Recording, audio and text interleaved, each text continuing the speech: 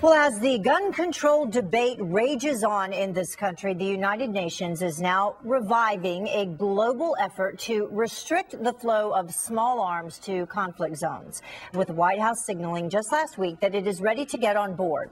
The NRA voicing fears that a treaty will be used to regulate your Second Amendment rights. Justin Sayfie is the former spokesperson for Jeb Bush and publisher of SayfieReview.com, and Chris Kofinas is the former chief of staff to West Virginia Democratic Senator Joe Manchin. Thank you both for joining us. Thank you. Thanks, Heather. So the treaty would cover battle tanks, artillery, combat aircraft, warships, missiles, as well as small arms and light weapons. And therein seems to lie part of the issue. Those opposed say that it would regulate civilian weapons and impose on our Second Amendment rights. Those in favor say that it will restrict the flow of weapons to outlaw regimes and rebel groups. So, Justin, I'll start with you. Should the U.S. support the treaty, or is this basically giving our right to own guns over to the United Nations? Well, I think that the treaty is something that has been worked on by dozens of nations across the world, and it is something that I'm glad the NRA is taking a close look at to protect our Second Amendment rights. And at the same time, I don't think that preventing these type of weapons from going to oppressive regimes and human rights abusers across the world necessarily requires that the Second Amendment be compromised. I think you can do both. I think the Second Amendment can be maintained, and our right to bear arms can be maintained, and at the same time prevent these types of weapons going into the hands of evildoers around the world. Chris, what do you think? I mean, I think that's, more or less right. I mean, I think if you look at the Obama administration's position on this, part of the reason why they've hedged on it, prior is because they wanted to make sure that there was, clear language in there that protected Second Amendment rights, and obviously the different perspective the United States has on the ability of, citizens to bear arms. But I think, again, the focus here is on arms trade and keeping, weapons out of oppressive regimes, war-torn areas. That, I think, is a good thing. In terms of the concern I think the NRA or others have that this is going to somehow infringe on Americans' gun rights, I just don't buy it. I think it's a little bit overblown, to say the least. The UN doesn't have that capacity and never will. Well, here's the thing, though, and this is my question, and I'll let you both answer. The 193 UN members, they will have 11 days, basically, from tomorrow to hammer out this treaty, and then the countries would have to evaluate before making a sale whether the weapons will be used for human rights violations or terrorism or organized crime.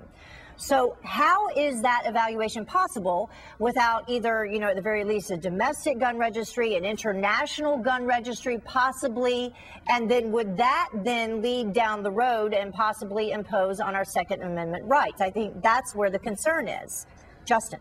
Well, yeah, I think that if the treaty, were to require that, I don't think that it will be approved by the United States Senate. This treaty would have to get 2/3 vote under the United States Constitution, and you can't get to 2/3 vote without some Republican support, quite a bit of Republican support. So, I think that's a potentially legitimate concern, but if that is possible, if that's a remote possibility, I don't see it getting approved by the U.S. Senate. Chris, how else do you see that they could track it and determine how they're being used?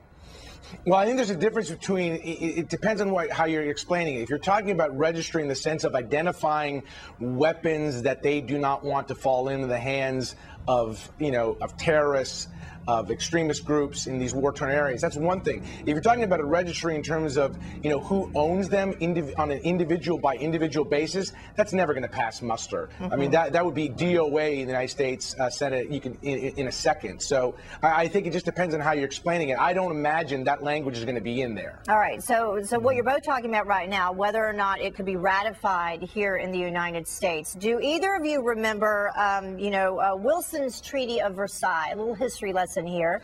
In fact, that was set up.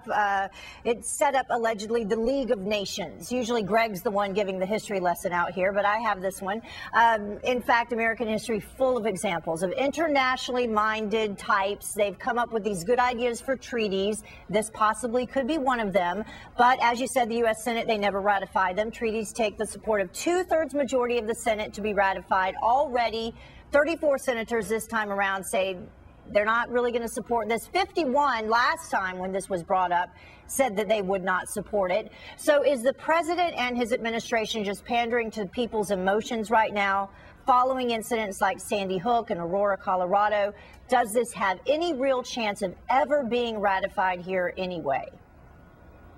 Justin. I think it does, and again, it depends on what that final language is in the treaty. If there's language in the treaty that reasonably could be interpreted to restrict Second Amendment rights in the U.S., I don't think it does have a chance of passing the United States Senate. I think that even though because of Sandy Hook and the other tragedies have occurred across the U.S. in recent years, there is more talk of gun control and possibility of that happening. I think at the same time, those who are avid defenders of the Second Amendment also have been motivated, are also activated to be on guard against any encroachment into Second Amendment rights.